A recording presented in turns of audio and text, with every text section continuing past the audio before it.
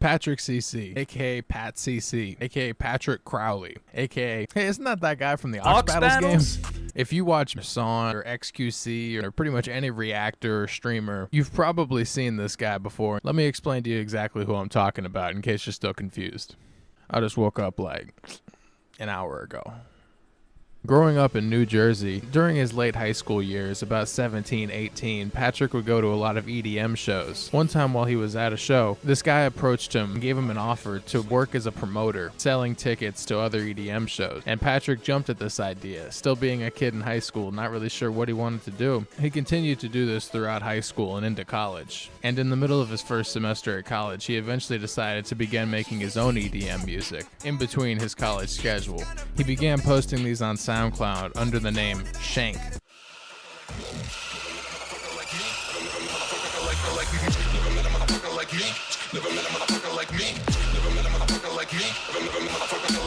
I'm making moves on the stage, getting locked engaged, weapons of choice, where you know I use my voice. And words roll off my tongue, I leave an MC spun and hung upside down on the rhythm, I ain't kidding.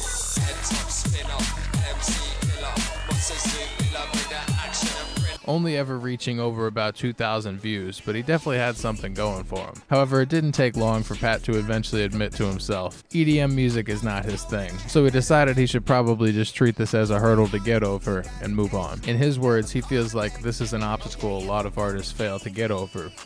I also didn't think my music was that good. Like, I was that guy that was like, oh, my music is bad. And like, the more you tell yourself that, like, you will eventually start to believe it. And I think kind of a lot of those things came together, and I got to a point, right, where somebody had given me some advice, and they were like, you're either going to quit or you're going to keep doing it, but you can't do it. You can't be in the middle, because when you're in the middle, you're not helping yourself at all. So once somebody had specifically said that to me, because I was like contemplating what I should do for months, and eventually I just officially like told myself, like, I'm done with this. I'm not doing this anymore. Like, I'm done, which is a really weird thing that a lot of people don't get to that point. Like, a lot of people will not specifically like say or tell themselves like, I'm done with this. Right. So, but I did. And so at this point, he was a little confused about where he wanted to go. Tired of the EDM scene, he decided to make a YouTube channel with his girlfriend at the time. Just like anybody else, the reason you start a YouTube channel is because you think you're interesting and you think other people will like it. That's how you start a YouTube channel. And he would continue this throughout the better part of his time at college. It wasn't until Pat started to notice he was developing a bit of a weird relationship with social media. Some of this mentality he still carries with himself to this very day. Funny thing, actually, too, is at this point, I didn't even use social media anymore. Once I was done making music, I was like, I don't care about Twitter and Instagram and stuff. And it's weird that I say that because of my job now, but actually, if I didn't do my job, I probably wouldn't have social media, just because like it caused me a lot of stress. Pat started to dislike the type of videos him and his girl were making, so he decided to make his own channel and do his own thing. And so he started doing 1-minute long Instagram videos, self-admittedly inspired by Gary Vee. I get an incredible thrill, deep, inherent happiness from getting into a car on a 6 a.m. on a Saturday and going to find something to buy for $3 and sell for $100. I'm about to rip his fucking face off. And we're letting that go for 500. I'll do 4. Again, I appreciate the offer for 400, but we just can't. No, $4. Oh, $4. Are you out of your fucking mind? I might be. Oh, you are out of your mind. That's a knife. Okay, cool. But you know, I'm not out of a good bargain. So from here, he started selling vintage clothing through his Instagram page. This was a good company and promotion for his Instagram videos. Though this wasn't very financially successful, it did a good job at being the burning fuel that Patrick needed, as he was about to exit college. And like many, he had not the slightest clue of what he truly wanted to do once he got out of school and got into the world in general. Over the course of a few months, he had only managed to gain about 150 followers. Once again, he ran into this lost and confused feeling. He even considered going back to music, as he did have a bit of success in this lane. The dread truly did start to set in, as this was his final semester at college, so he felt like it was now or never if he was going to make it. This is when he decided to go back to the original platform he was creating videos for, YouTube. At this point in Pat's life, he was in a weird funk. All of that feeling of being in a dark place and everything is leading up to maybe what you can predict was, getting in touch with emo rap. This was when, you know, Lil Peep had just passed. And I was vaguely familiar with him, but he was still like a hot topic, you know, like he had passed like a month or so before, but he was a hot topic and people were talking about it. And then I kind of like just got interested in his story and I was like, wow, you know, so I had known who he was very vaguely because all this while too, I had lightly been in touch with underground rap, but definitely still in touch with mainstream rap. Right. But I think that that's just a level of culture, right? Like, right. clearly, Like I was you're very on familiar with X Instagram. because he was huge in the EDM scene as well. So, you know, you eventually come across like Suicide Boys and Peep, all of that, like kind of. If you're on SoundCloud, YouTube, Instagram, vintage clothes shopping, like there's an underlying like wave of things that you're at least seeing it. It's at least coming up on your screen. Yeah, and I had gotten into Peep, but I was, you know, being like we said, being a creator that wasn't recognized and being into the SoundCloud scene and being an underground artist previously, I was always more attracted to underground. So I was like, I want to find artists like Lil Peep, right? And he started making content revolving around underground emo rappers that he had been paying attention to. This is my last semester of college. I don't know what I want to do, but I want to start this YouTube channel and I'm just going to figure it out.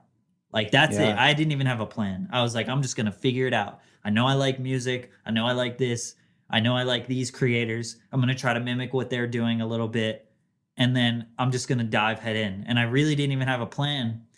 And then one day it just kind of clicked. And I had been listening to Convolk and Gucci High Waters a lot. And then I was like, well, why don't I just make a video about this? At this point, it's 2018, and Pat actually got a DM from this rapper named Convolk. I asked him, and this goes back to the vintage clothing. I said, I noticed that he wore a lot of Polo Sport and Tommy Hilfiger and old vintage stuff. So I was like, yo, I sell vintage clothing. Can I give you some? And, you know, I was thinking like, maybe he'll tag like the business because I had been still loosely selling vintage clothing. I was like, maybe he'll tag the business and I could start making. Gary V's in there, you know the right. Yeah. So I was like, maybe I could start, make a quick buck, or something like that. Right? I wasn't thinking about like, YouTube. It's almost like you don't fully know the map, but you're like, there's something here. Yeah, I was like, there's something here, and he was like, definitely. And then, you know, I don't know if it was that day or if it was a couple days later or something. He was like, yo. I'm going to be in New York City. We should link up and hang out. And I was like, shit, all right, cool. Like, I haven't been to the city in a long time. He was a massive fan of this guy, so he immediately jumped at this. Funny enough, this was a bit of a full circle moment, as if he had never started selling vintage clothing, he probably wouldn't have stood out as anything except for another fan. Pat felt like everything was coming to a head for him. That girl that he had started doing videos with, they were now long distance, and if they eventually ended up breaking things off. And at the same time, Pat was getting rather close with this rapper, Convolk. This is the exact same time he was finishing college, and so Pat went full steam ahead with the YouTube thing.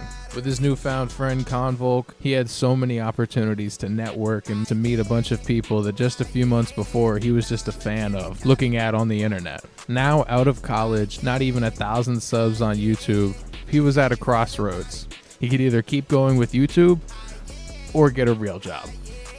However, he continued to film vlogs, meeting up with Convolk and other rappers and networking with people and making friends. And about a month later, he ended up hitting 1,000 subscribers. And pretty much immediately after, he got invited to go on tour with Garden and Oliver Francis. They offered him $100 a day just to go on tour with them, and obviously Pat jumped at this opportunity. I mean, who wouldn't?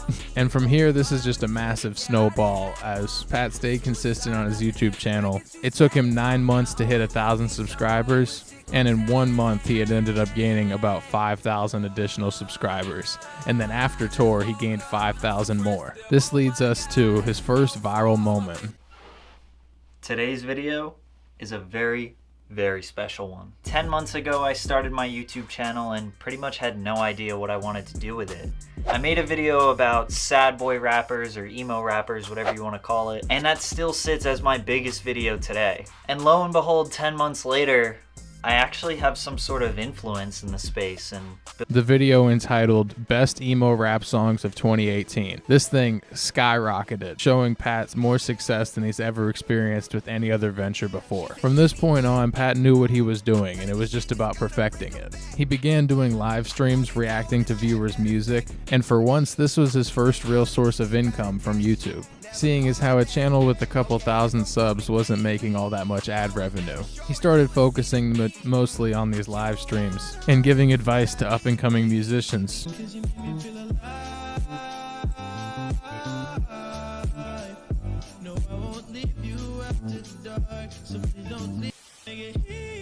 I think the side chain is ducking your vocals a little bit too hard. Sidechain on the kick. Finally making this his full-time thing, and then some. But then Pat started to notice the increasing sub count started to slow a little bit. He went from getting 5,000 subs a day to 3,000 and then 1,000. It was definitely a significant drop. He took a step back and realized he needed to put more attention on what got him his subs in the first place. And this moment was the driving force that got Patrick to 2 videos that went more viral than anything he had done prior. Some of the most popular videos on his channel to this day. The first one being DMing 100 rappers. have you ever wondered how much it would cost you to buy a feature from a famous rapper? Oh, no? Alright, never mind then. I saw this trend on YouTube where people were DMing various celebrities basically to see if they would respond, or maybe they came up with a specific thing that they wanted from them. So I figured, how could I do this with rappers? And this video skyrocketed almost instantly, over 1 million views in just a week. And funny enough, the second video to go viral actually came out before the first, which may be a bit confusing, but what happened was the video was called Bad Rap Songs with Good Beat, and it only did about 20,000 views in the first 2 weeks, and then randomly out of nowhere just started skyrocketing past over 1 million views. we've all heard that person say when they're hating on modern day rap music, It's just the beat. That's the only reason why it's popular. which is obviously not the case. They're just hating on a new sound or a new trend, but sometimes they're actually kind of right. It only took about 2 months for Pat's channel to go from 30,000 subscribers to 100,000 subscribers, truly cementing himself as a YouTube brand. And you would assume it's all rainbows and flowers from here. But unlike most creators, Pat is rather transparent with the ups and downs of his journey. Very open about the fact that he constantly worried about staying relevant, the consistency of his videos, and the views. See, up until this point, Pat was mostly known for doing hip-hop oriented news, or kind of like rap games, if you will.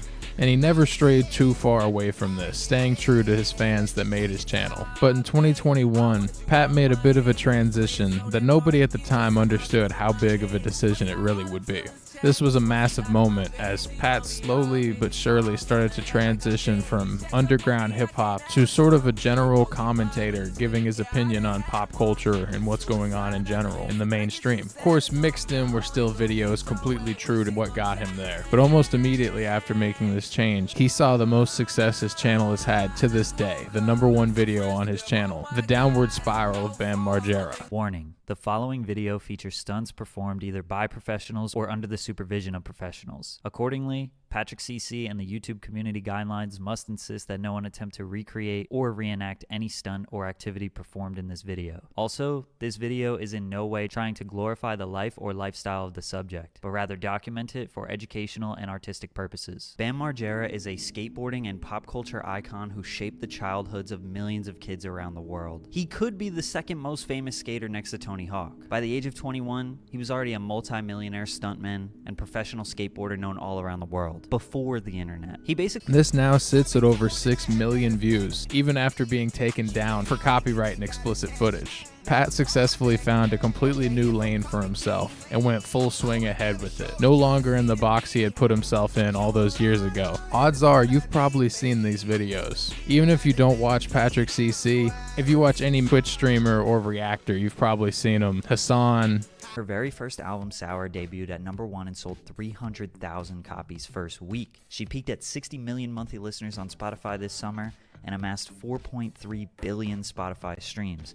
She is the newest addition of the Disney pop star roster that overpowered the early to mid-2000s. But when I found out that she was a former Disney Channel star, it got me thinking, Man, we haven't seen somebody this poppin' come from Disney in a long time. The 3 biggest artists I Am Dante years, and they have no idea how to fix it. They're potentially losing hundreds of millions of dollars per year, laying off hundreds of employees, banning some of their most important creators. Oh, I'm sorry, Patrick, hold on. No Life Shack, Penguins, XQC, and many, many more.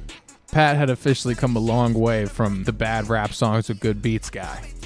Or at least you thought. He actually still does the rap games, except he just moved him to a new channel now. He proceeded to start live streaming rap games, and then he would chop them up and put them on his second channel, patrickcc. I know it's kind of confusing. Brent needs to get that branding together. In these games, he would pull random viewers from his Discord or fellow creators and have them pick a couple songs based on specific categories.